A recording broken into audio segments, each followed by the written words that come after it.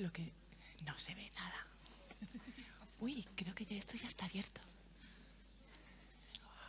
¿Está abierto?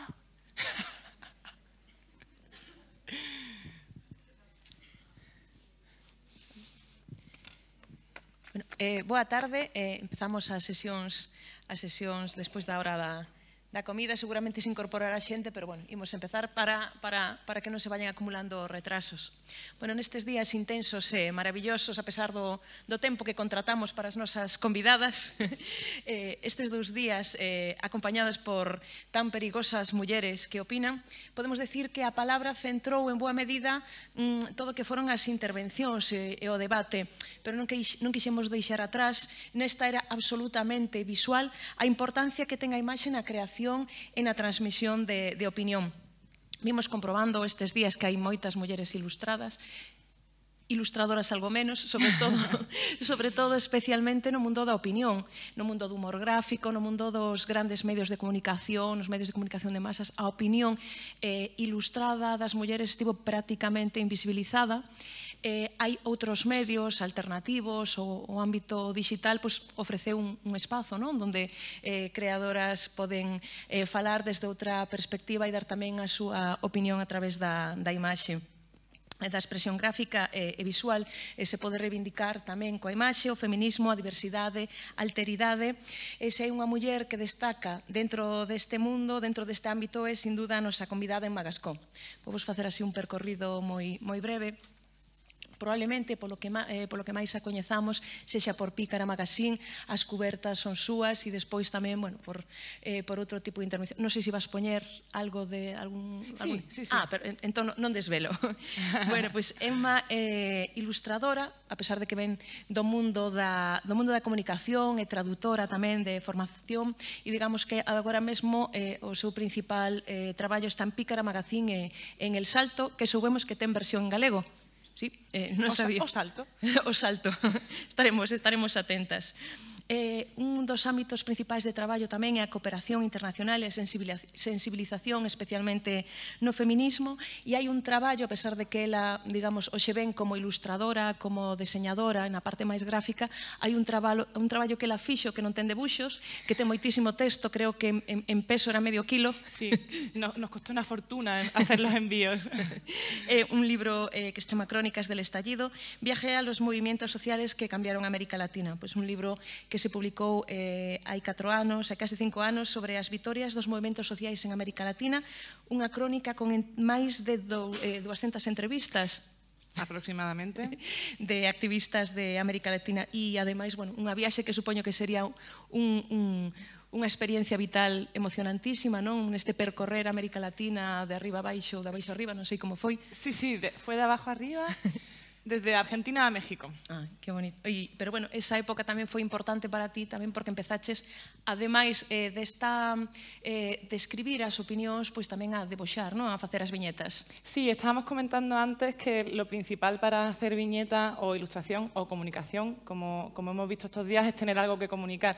Y durante ese tiempo, como tuve la oportunidad de entrevistar a tanta gente, tenía también más cosas que contar. Perfecto, voces subalternas, precisamente, voces distintas que non tiñan ese ámbito público.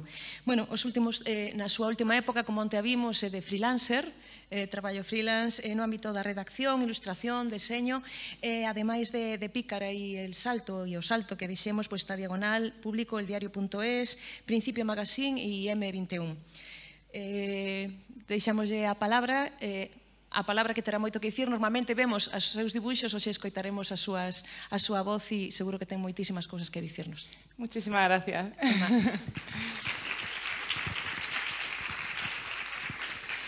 Bueno, quería empezar...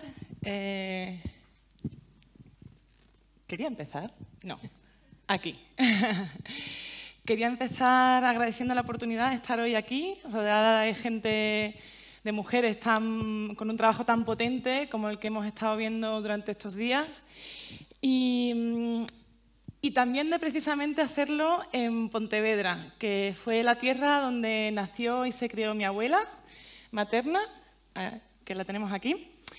Y bueno, la he querido traer, aparte que me ha encantado que la introducción haya sido en gallego, porque ella se quejaba de que de pequeña no podía hablar en gallego, y eso es algo que a mí me repitió mucho, en Andalucía, obviamente, o sea, quiero decir que, que yo no soy gallega, pero ella se quejaba de no haber podido hablar, ¿no?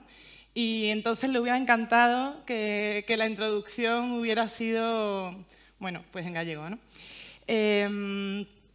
Frente a la supuesta competitividad que se supone que nos caracteriza a las mujeres y que nos dicen desde una mirada machista que tenemos y que lo único que pretende es desactivar la solidaridad entre las mujeres, la llamada sororidad, yo creo que es importante reclamar el espacio tanto de las mujeres que nos han enseñado en el ámbito profesional como de las mujeres que han hecho posible que hayamos vivido y que hayamos crecido, las mujeres que han hecho posible la sostenibilidad de la vida. Y entonces por eso inicio esta presentación hablando de mi abuela de Pontevedra. Yo he tenido mucha suerte, hemos estado hablando estos días de qué es lo que nos ha traído a nuestro itinerario profesional. Y yo he tenido la suerte de tener una familia que me ha puesto las cosas muy fáciles, de tener una madre, un hermano, una abuela, pareja, amigos que me han ayudado. Y estoy hablando de suerte. Normalmente cuando hablamos de carreras relacionadas o de profesiones relacionadas con la creatividad, se habla mucho de una combinación entre suerte, talento y esfuerzo.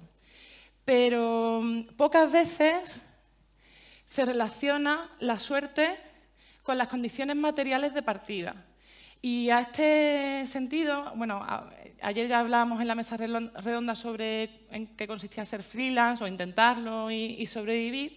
Me apetecía traer el libro de Remedios Zafra, que es bueno, profesora en Sevilla, y ella recién acaba de publicar un libro que se llama El entusiasmo.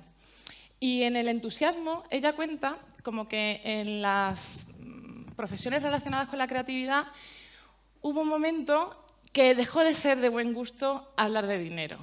Y la imagen que tenemos es la de un artista bohemio, creador, y digo creador, no creadora, que vive en como su supuesta libertad y su precariedad y su pobreza con, bueno, pues con alegría, digamos, ¿no?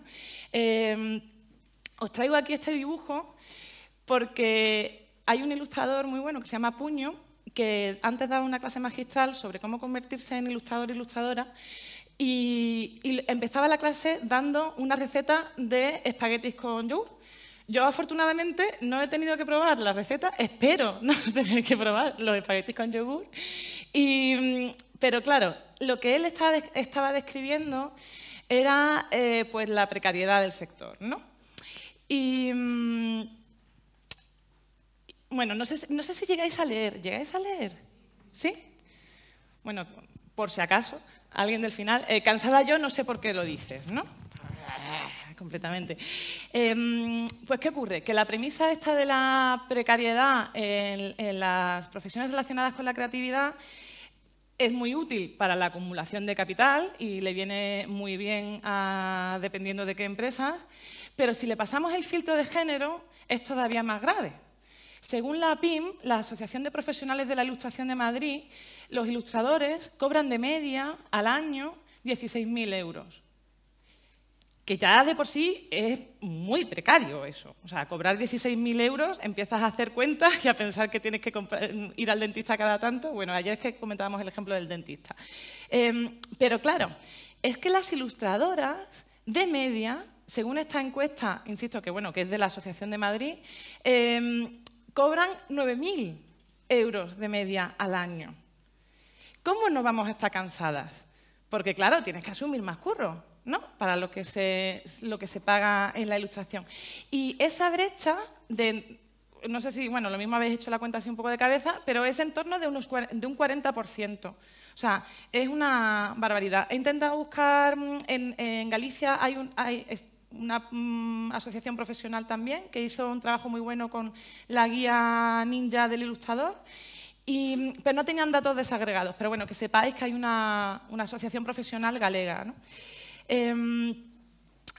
Una ilustradora amiga de Pícara, que se llama la señora Milton, una ilustradora muy buena, que también es diseñadora, hacía más o menos el cálculo de que si tú eras tía y mandabas un presupuesto, le tenías que más o menos añadir un 20%, que era como el porcentaje que ella había calculado de menosprecio del trabajo propio.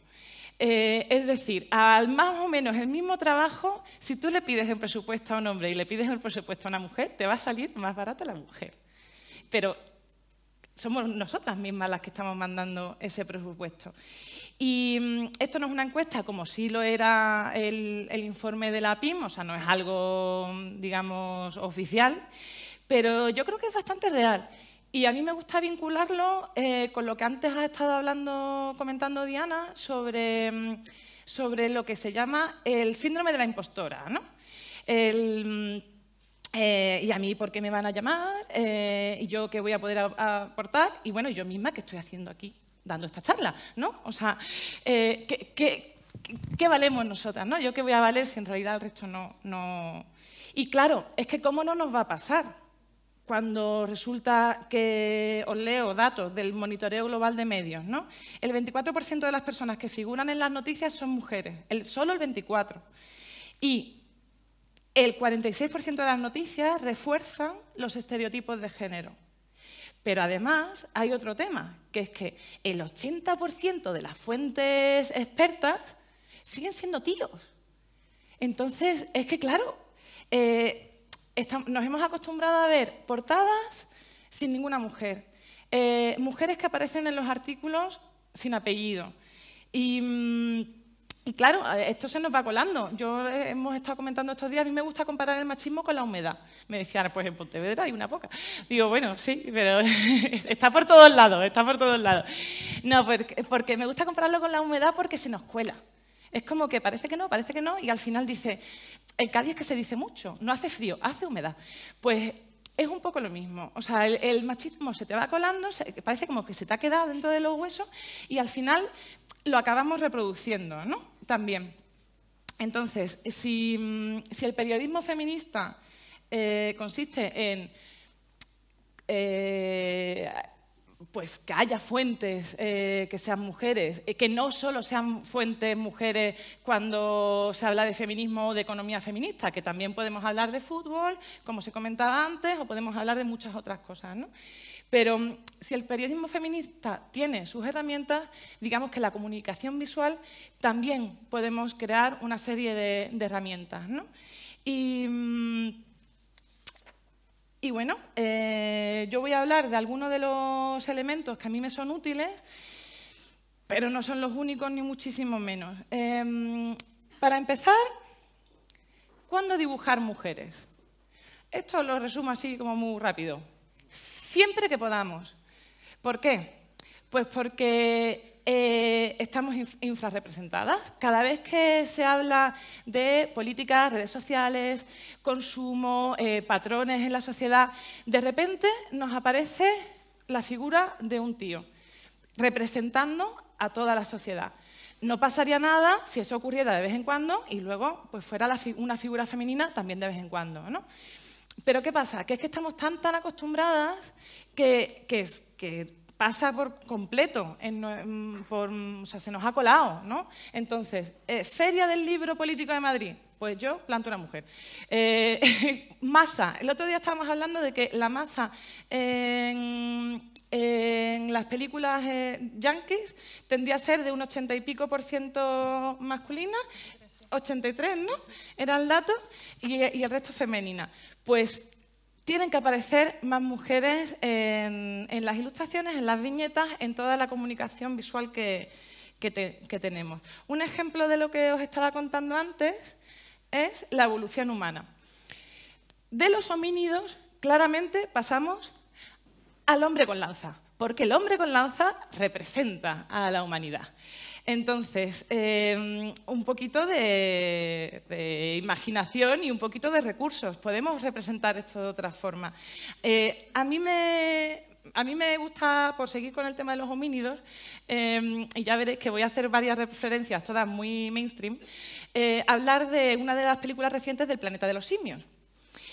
Que no sé si la habréis visto, bueno, tampoco os voy a develar nada, vamos. En el Planeta de los Simios vemos a lo largo de toda la peli orangutanes, gorilas, monos, en fin. Y al final de la peli, y nunca sabemos si son machos, hembras o qué. Y al final de la peli, de repente, hay la gran batalla final. Y entonces en ese momento alguien dice que las hembras y las crías se vayan a refugiar. Tú dices, ¿y quiénes eran hembras? ¿Y quién? Bueno, crías estaba más claro, pero claro, eran los pequeños.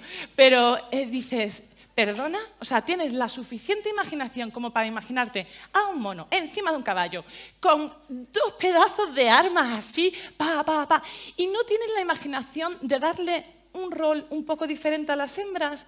Venga ya. Esta es la batalla final. Bueno, otro de los elementos. Una vez que ya nos ha quedado claro que tenemos que representar mujeres y que las mujeres podemos representar la sociedad, los hábitos de consumo, las redes sociales, no solo el cáncer de mama. Una vez que nos queda claro qué mujeres vamos a representar. Igual que hemos comentado que el machismo se nos cuela como si fuera humedad y la tendencia va a ser a no representar mujeres, las mujeres que tendemos a representar, y se nos cuela a todas, nos pasa a todas, tienden a ser todas también bastante iguales. No tendemos a representar la diversidad. ¿Qué hacemos? Bueno, pues vamos a intentar tener esto en cuenta e intentar irlo mitigando, ¿no? Y con la cabeza un poco pendiente de que esa va a ser la tendencia, pues tener cuidado con una serie de parámetros. Por ejemplo, que no todas sean delgadas. Esta, las reconoceréis por su pelo, bueno, y su cola, es la sirenita. Pero no es una sirenita, bueno, os cuento que esta es una reestructuración, digamos, un remake que hice de la sirenita para una exposición sobre mitos de la violencia machista. Y la sirenita representa un patrón, un modelo de amor tóxico, puesto que la sirenita deja su vida en el mar, deja de poder nadar, deja a sus amigos, deja su voz, que estamos hablando mucho de la voz en estos días, y todo por enrollarse con un chico que en realidad no conoce mucho tampoco, ¿no? Y no la había visto, bueno, a ver, puede pasar, pero, en fin, conocerlo mucho no lo conocía. El caso es que, vale, nos queda claro que la sirenita representa el amor tóxico, pero nos habíamos dado cuenta de que la sirenita era tan absolutamente delgada, y ahora os cuento. Esta sirenita que está aquí tiene 3 veces su masa corporal real. O sea, el dibujo previo era 3 veces más delgado que esto. Cuando de repente yo me veo teniendo que rehacer la sirenita, que además yo he cantado la sirenita, yo canto fatal, pero yo he cantado la sirenita mucho y digo, ahí va, se nos había colado.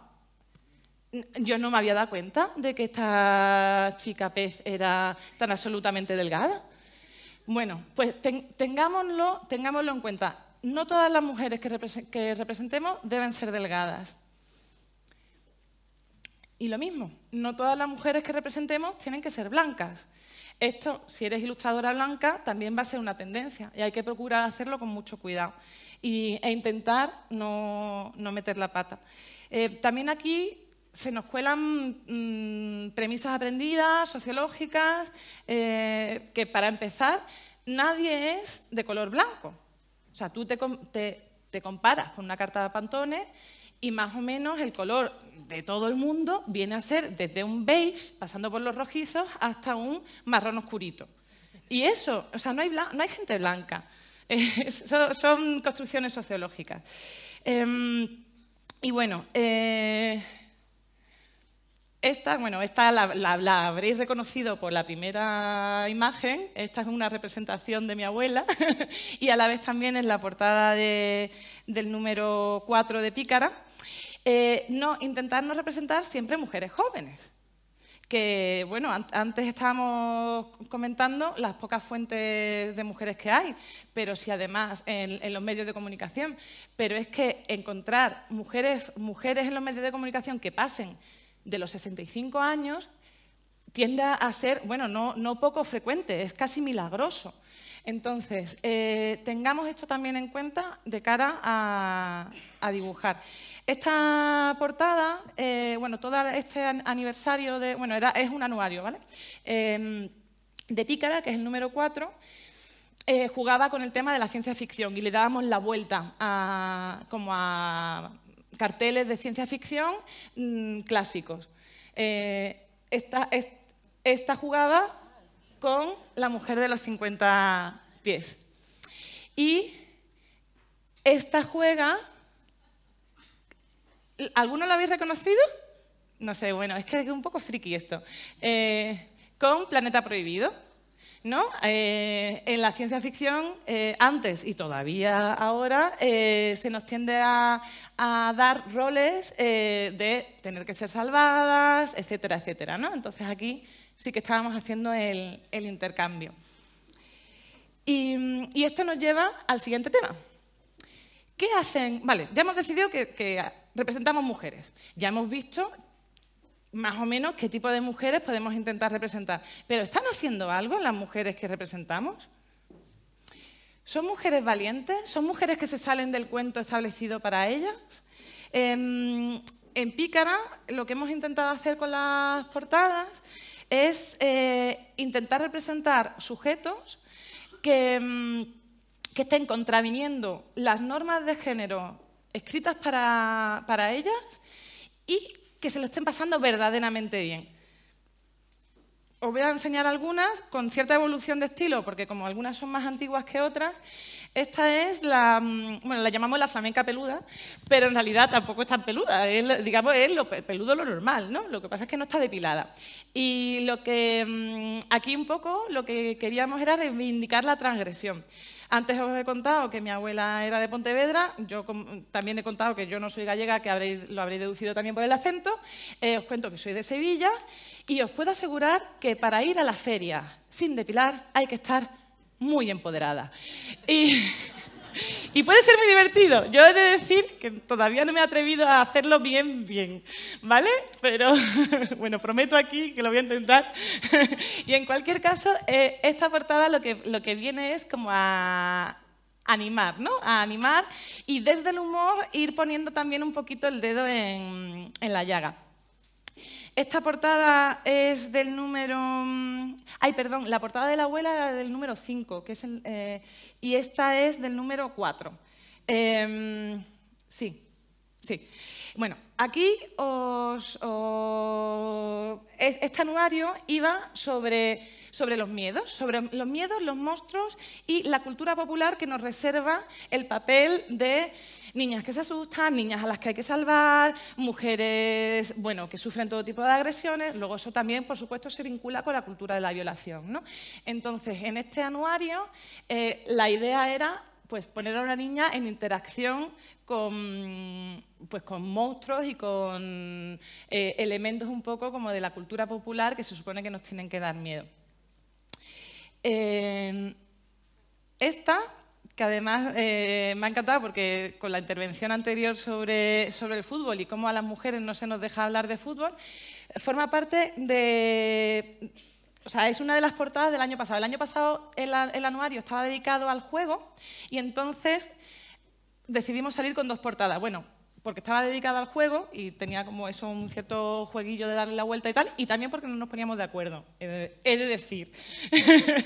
Llegábamos a un empate técnico constantemente sobre si preferíamos esta portada o la siguiente que os voy a enseñar, pero en cualquier caso, aquí lo que queríamos era transgredir la norma de que se supone que a las tías no nos puede gustar el fútbol. Por supuesto, mi suegra se muere porque es súper futbolera y es como el momento de sorpresa porque yo no solo me gusta el fútbol, sino que juego y demás.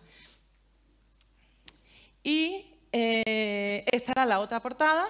Aquí, digamos que si ya la masturbación femenina puede suponer un tabú, ya la masturbación femenina, si estás embarazada, es como... vas añadiendo, ¿no?, peso al tabú. Y esta era la otra portada con la que jugábamos. Bueno, y a mí a todas estas posibilidades o todas estas herramientas, que por supuesto puede haber más y debe haber más, también me gusta añadir una cosa, que es cómo hacen lo que están haciendo las mujeres que representamos.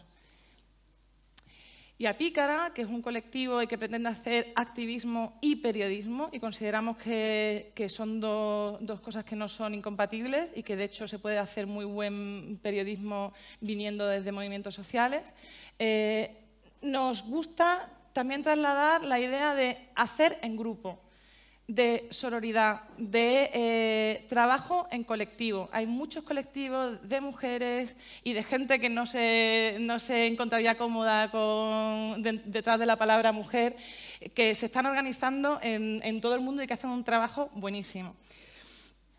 Y todo esto, por ponerle un plus, yo intento hacerlo, a veces me sale mejor y otras veces peor, pero digamos que es una apuesta también de comunicación y política con humor. El colectivo estadounidense La Guerrilla Girls, desde los años 80, venían diciendo que el humor es una herramienta buenísima para intentar llegar a alguien que como que no está convencido, ¿no?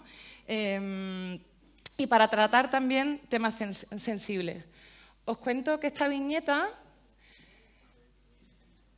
que bueno, que yo la llamo Mr. versus VC, esta viñeta fue censurada o autocensurada. Iba a formar parte de un calendario de igualdad de un ayuntamiento, pero la cooperativa que me lo pidió, que le encantó la viñeta, decían que no se atrevían a presentarlo porque no fuera a resultar demasiado hiriente.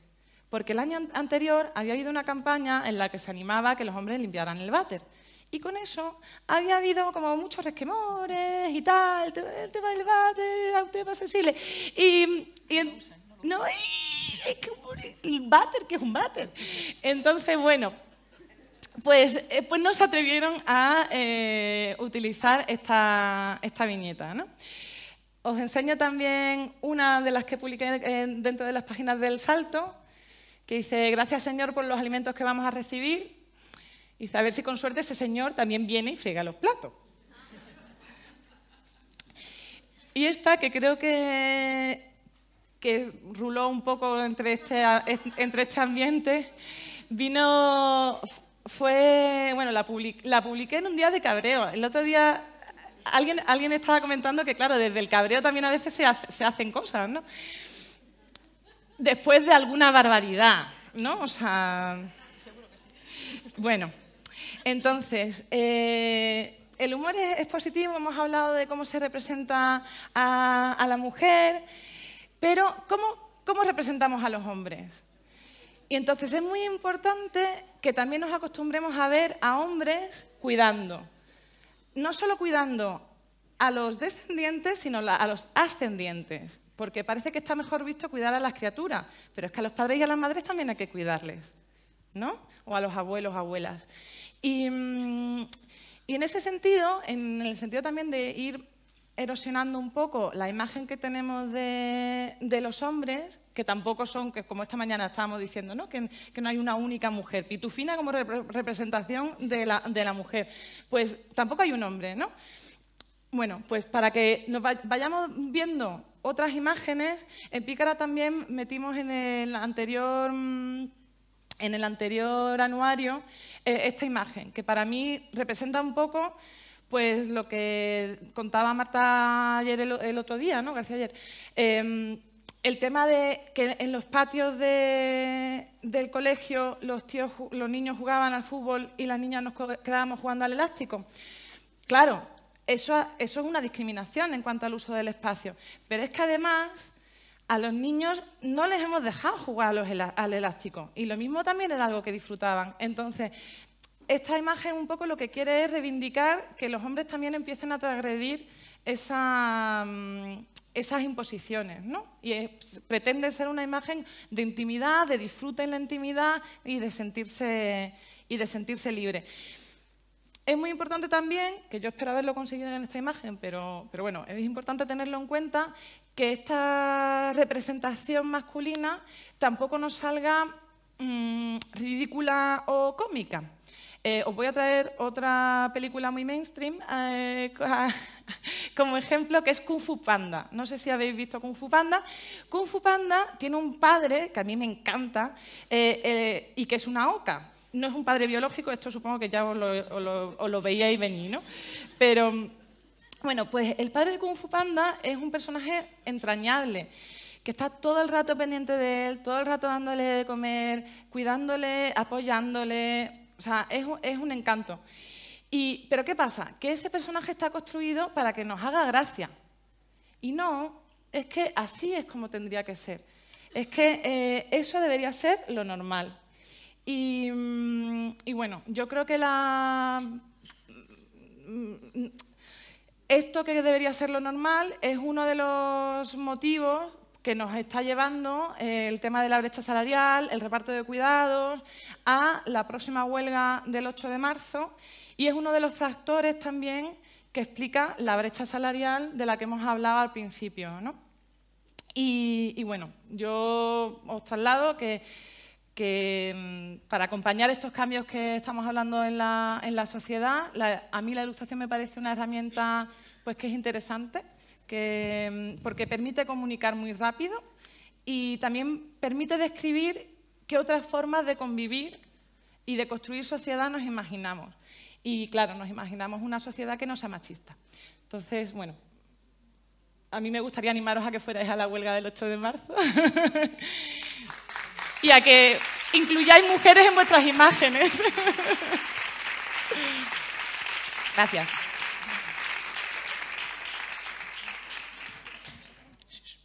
Bueno, pues muchísimas gracias. Que nos has... Falta una que te decía que a mí me gustaba mucho, una viñeta que sale una prostituta sin primer plano y dice: las putas reivindicamos o decimos que no, que los políticos y los banqueros no son nuestros hijos. No es mía la frase, ¿eh? Es de ella. Pero estaba muy bien sí. esa imagen también. Bueno, pues damos paso si hay alguna pregunta en el público. Si no, hablamos tú y yo. Vale.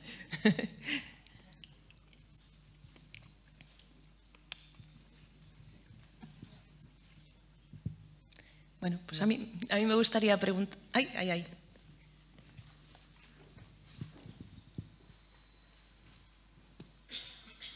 Hola, me gusta mucho que rompas los estereotipos, me gusta mucho que salgamos gordas, que tengamos lorzas, que seamos normales, que lloremos, que riamos. Pero lo que sí que me gustaría, Emma, es que me dijeses cómo encaja normalmente el hombre, que de repente nos dé igual quienes seamos, como seamos, altas, bajas, gordas, delgadas, y que además tenga que vernos. O sea, lo que has hecho, yo sí sé que hay que estar muy empoderada para ir a la feria de abril sin depilar. Porque sé además que quien más te va a insultar seguramente no sean tíos. Que eso es lo peor, porque antes lo decía Diana, lo peor de todo es cuando una mujer te exige seguir los parámetros que han estado dictando desde una sociedad machista. Pero ¿qué dicen los tíos cuando, yo no sé, pero estoy convencida de que tú te nutres, te inspiras y muestras todo lo que hay a tu alrededor? ¿Cuál sería el dibujo del hombre que descubre que las mujeres ya no estamos sometidas a ellos? Pues, muy buena pregunta. Supongo que, pues eso, ¿no? Que como no hay un hombre, ¿no? Pues supongo que depende del hombre. Si es un hombre feminista que cree en los derechos de todas las personas, pues sería un hombre feliz. Sería un hombre extasiado de poder vivir en una convivencia en términos de igualdad. Si es un hombre que todavía no se ha revisado sus privilegios y que piensa que el feminismo está para atacarle, pues supongo que se quedaría sorprendido. Pero con el tiempo yo creo que acabaría viendo que es que ganamos todo el mundo. Somos cuidadoras. Y eso es muy difícil que lo sean ellos. Nosotras somos cuidadoras, es muy difícil que lo vean ellos. Una cosa también, y ya termino. ¿Cuál es tu opinión profesional de todo lo que hizo y creo que ha dejado ya para el resto de los días Forges? Buah. Creo que Forges ha sido el tipo que mejor nos ha dibujado a todas. Y me gustaría saber tu opinión como profesional. ¿Cuál es tu opinión acerca de esas frases puestas en los márgenes de sus dibujos de mujeres podéis, de mujer? Yo tengo que decir que la persona que el mejor discurso feminista que he escuchado de un hombre lo escuché de su hijo, de Toño Fraguas. Entonces, esto no viene por ciencia infusa. No, claro. Nuestros hijos son quienes nosotros educamos. Igual que los políticos, y se lo digo a todos, los políticos no llegan de una nave espacial y nos los dejan, ¿eh? Los votamos cada 4 años y los elegimos. Recuérdenlo en las próximas elecciones.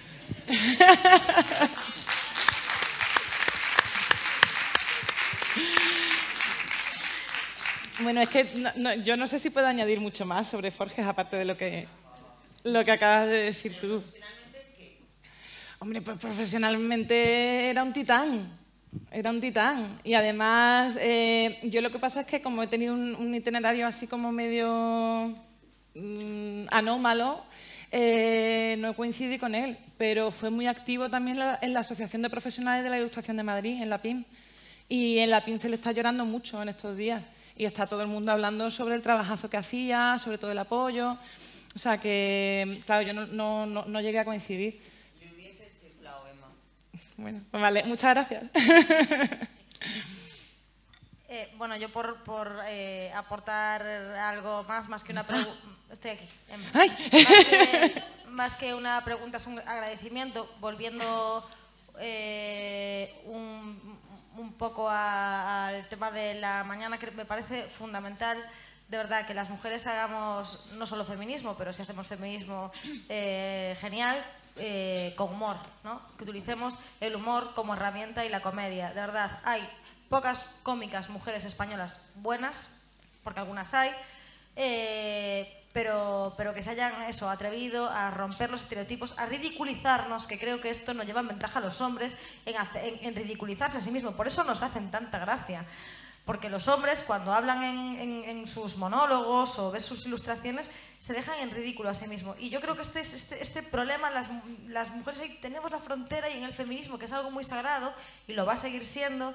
Joder, yo reivindico, por ejemplo, a través de la ilustración, que es una herramienta fabulosa, y lo de la sirenita me ha encantado, y me ha encantado todo, y lo de la folclórica la señora que iba a la feria sin depilar, me parece cojonudo, o sea, está genial. Vamos a ir todas. Y de verdad te lo agradezco a ti como ilustradora, y es un llamamiento también a que las mujeres utilicemos más la herramienta de la comedia y del sentido del humor, tanto en ilustración como en textos, como cine, teatro y demás. Y nada más, solamente era para agradecerte y que me encanta tu trabajo, vamos. Muchas gracias. Yo verdaderamente creo que tenemos que también tomarnos a veces un poquito menos en serio. O sea, tomarnos en serio para lo que nos tenemos que tomar en serio, pero también reírnos de nosotras mismas, ¿no? La pregunta, en todo caso, sería, ¿crees tú, porque esto lo creo yo, claro, que al final me he montado aquí un speech, que el humor es un buen vehículo para meter el feminismo en las cabezas de la gente, ¿no? Para meter la igualdad de género? ¿Crees que el humor gráfico de otro tipo es necesario para esto también? Yo creo que, bueno, a ver, que puede haber muchas herramientas, pero es de mis herramientas preferidas. O sea, yo creo que emocionar, pero emocionar de entrada, pues ya con eso ya tienes como una puertecita abierta, ¿no? Pero si consigues que alguien se ría y entonces al reírse como que quite las barreras y de repente digas, vale, sí es verdad, si es que yo el váter no lo toco. O sea, pues a mí me gustaría pensar que sí que es útil, y yo sí que noto en el día a día que es útil.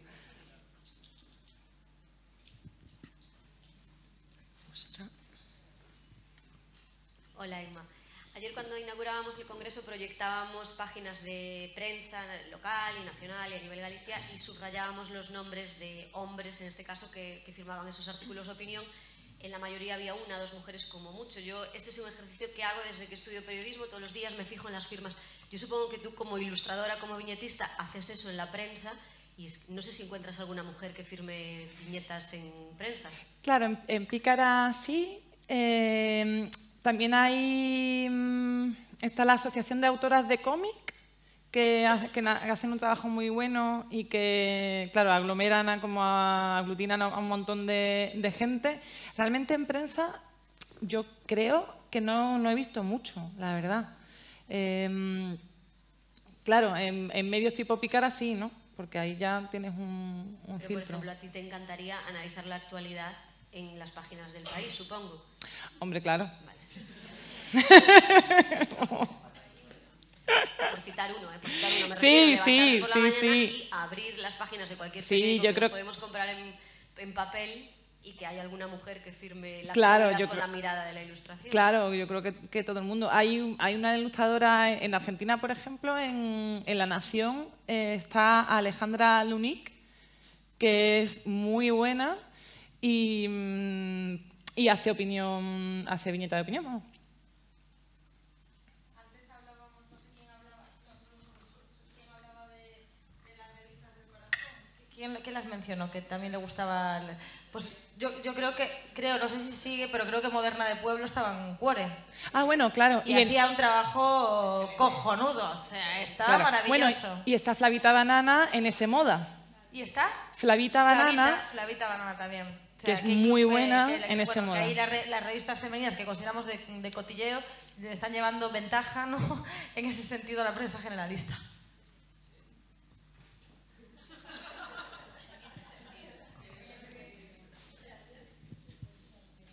No sé si hay alguna pregunta más. A mí me gustaría hacer una reflexión. Antes estuvimos hablando, pero si hay un ámbito donde realmente la ilustración tiene un público brutal, es en el ámbito infantil. Entonces ahí, brevemente, si pudieras hacer alguna reflexión o bueno, comentar Sí, algún bueno, podemos aspecto. comentar, porque en realidad sabe ella más que yo.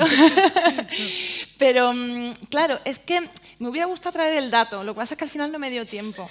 Pero había habido como un estudio hace relativamente poquito sobre qué protagonistas, dentro de los libros infantiles, qué porcentaje de protagonistas niñas había en comparación con niños. Y era poquísimo. Afortunadamente, yo creo que cada vez hay más. Yo creo que en estos últimos años, yo sí que creo que el feminismo está ahora dando en ciertos ámbitos y yo sí que noto que hay cada vez más publicaciones que hay sobre mujeres científicas, yo qué sé, salvajes, o sea, como hay muchas publicaciones. Sí, son aspectos que se hacen de manera puntual, pero digamos que en el global, de la edición infantil siguen siendo minoría. Sí, y se mantienen también estereotipos, ¿no? O sea, las niñas Evidentemente, que es medio transmisor. cómo son las niñas que vemos, qué hacen las niñas que vemos. ¿Cómo son las mamás? ¿Cómo son las mamás? ¿Quién está cuidando? Sí, cómo son las abuelas, cómo se Sí, es representan. que si nos ponemos a pasar el filtro, hay que intentar hacerlo antes, ¿no? De cara a... Sí, pero precisamente un poco. Hablamos de los medios de comunicación para el público adulto, pero realmente, claro, el conocimiento o digamos lo que estamos transmitiendo al público infantil es súper importante. Sí. Sí, están brutal. conformando su conocimiento del mundo a través de eso. Sí, había, y ya con esto quizás, hace un año así escuché a una socióloga que habían hecho un estudio en escuelas primarias y a niños, no sé si tenían 3, 4 años, claro, tenían que poder hablar, pero no eran muy pequeñitos todavía. Y se les habían dado modelos de familias, en plan... padre, madre, padre, madre, madre, un grupo familiar más grande, una con perro, otra con juguetes, y había niños que inicialmente todo el mundo elegía a los de los perros, cuando eran más pequeñitos, ¿no? Perros y juguetes, no identificaban si los progenitores de qué sexo eran o cómo estaba organizado eso. Pero ya a los 5 o 6 empezaban a decir... Algunos, mejor con papá y papá porque van a ganar más dinero. O mejor con mamá y mamá porque me van a cuidar mejor. O sea que en realidad estamos transmitiendo desde muy, muy temprana edad. Sí, y probablemente sin hacer la reflexión pertinente. Sí, en buena medida. Bueno, pues creo que con esta ya nos están haciendo señales, con esta reflexión no queda más que agradecerte. Bueno, muchas gracias.